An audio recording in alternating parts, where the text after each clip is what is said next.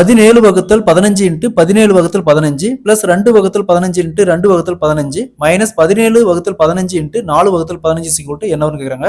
So இந்த some பாருங்க பார்க்க தான் பெரிய சம்மா இருக்கு. நமக்கு ஜஸ்ட் அல்ஜிபிரிக் ஃபார்முலா தெரிஞ்ச போதும் இந்த சம்மை நம்ம ஈஸியாக சால்வ் பண்ணிடலாம். இங்க பாருங்க 17 வகுத்தல் 15 ரெண்டு டைம் இருக்கு. அதே மாதிரி 2 வகுத்தல் 15 ரெண்டு டைம் இருக்கு.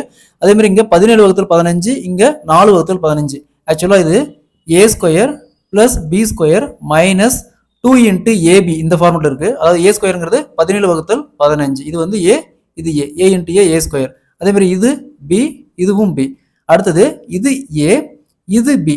ஸோ இங்கே 4 2 இன்ட்டு 2 எழுதலாம். ஸோ அப்போ பாருங்க இதே ஃபார்முலா இருக்கு. Equal to a minus b whole power square write பண்ணலாம். ஸோ அப்போ இந்த வேல்யூவை இந்த ஈக்குவேஷன் சப்ஸ்டிட் பண்ணால் ஃபர்ஸ்ட் ஏங்கிறது 17 வகுத்தல் 15 மைனஸ் பி அப்படிங்கிறது 2 வகுத்தல் 15 ஹோல் பவர் ஸ்கொயர். ஸோ ரெண்டுக்கும் காமனாக எல்சிஎம் 15 எடுத்துமா 15. ஸோ இங்கே 17 minus 2 15 whole power square. So அப்படியே கேன்சல் ஆயிரும். அப்போ 1 இருக்கும். 1 square equal to 1. So answer will be be 1.